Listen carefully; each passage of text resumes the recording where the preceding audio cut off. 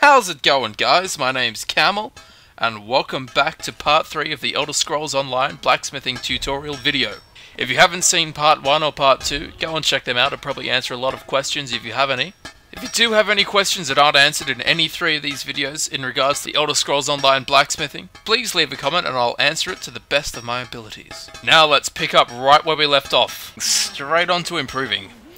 Now, you've just made a whole bunch of armor, you made some weapons, yeah. Now you want to improve those. Fair call. So hopefully by this point you've extracted a fair bit of iron ore and you have also extracted some random items that you don't want to use anymore.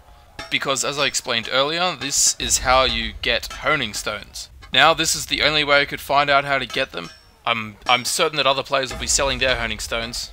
So if you want to, you can buy them, but if not, hey, I had plenty of honing stones from extracting from items. Now before we get straight into it, I just want to explain honing stones and the limitations to improving items, and also this timeline looking thing down the bottom. When we have a look down the bottom, we will see that you can only use honing stones to improve items from white to green. If we look between green to blue, blue to purple, and purple to orange, there are pictures of different items. Now I never saw any of these items past honing stone, and I don't know how to acquire these, but the two in the middle look like potions. They could be made through alchemy. I don't know, they might even be an oil that's extracted from higher level ores.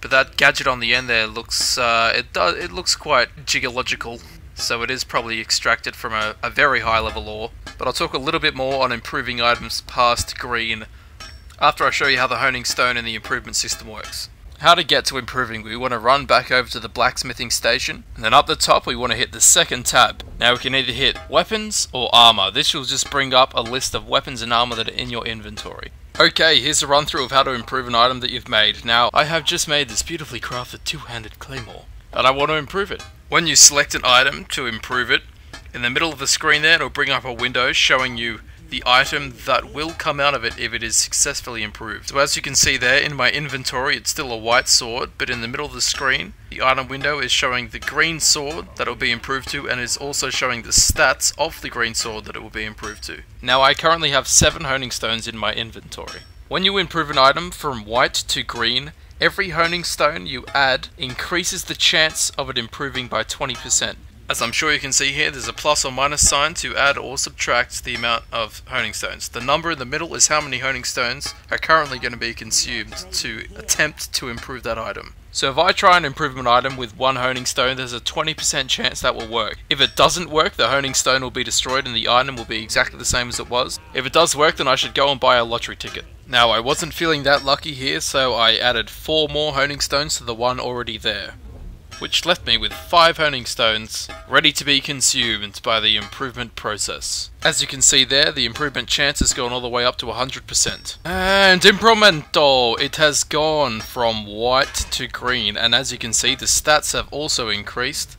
I personally wouldn't try and improve something unless I was using 5 honing stones. I don't really see much point in using 2 honing stones to then not improve an item. But hey, that's just me personally. You do whatever you want with your honing stones. Now, as far as I can tell, you can improve any item from white all the way up to legendary. I think the implications of this are really cool because it means instead of just making an iron axe, then going up 2 levels and chucking the axe out because, you know, you need to move on to steel, you can continue improving that iron axe and keep it for, you know, say 10 levels. And I think that being able to increase the lifespan or the period of time that an item is useful to you is really cool. This is pretty interesting, this bit.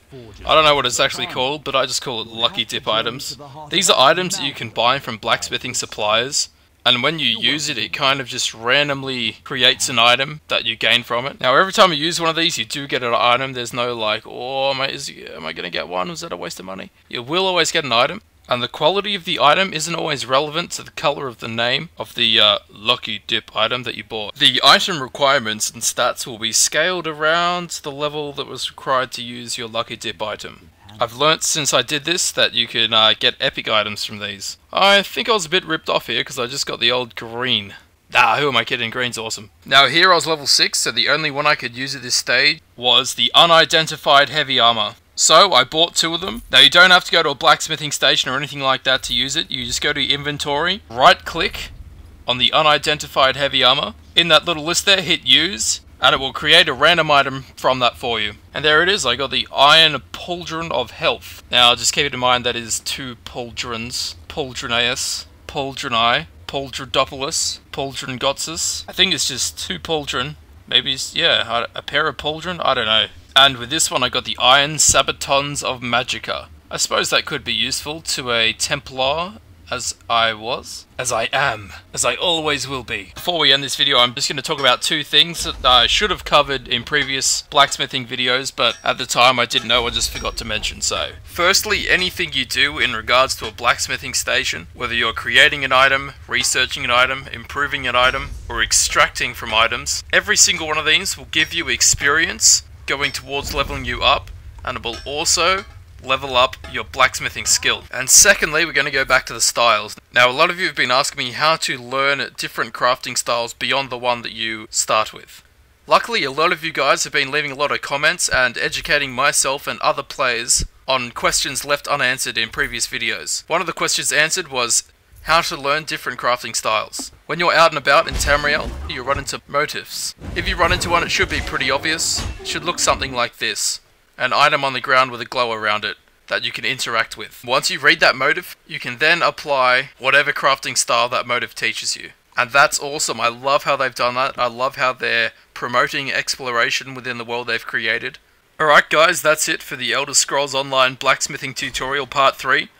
If you haven't watched Part 1 and Part 2 of my Elder Scrolls Online Blacksmithing tutorials, you'll probably really benefit from watching them. I've probably covered any questions you have in regards to EOS blacksmithing. So check them out. Do not fear, Camelelians. This is not the end of the line for the Elder Scrolls Online videos. The camels are at work, and I have plenty more videos coming your way. So stay tuned. So, if this video has helped you out at all, please leave a like. Share this video with your grandma. If you have any information that could help myself or any other players, please leave a comment. And if you enjoyed this video and you'd like more videos like this, please subscribe. Don't run with scissors. Peace out, and I'll see you guys soon. Au revoir, papillon!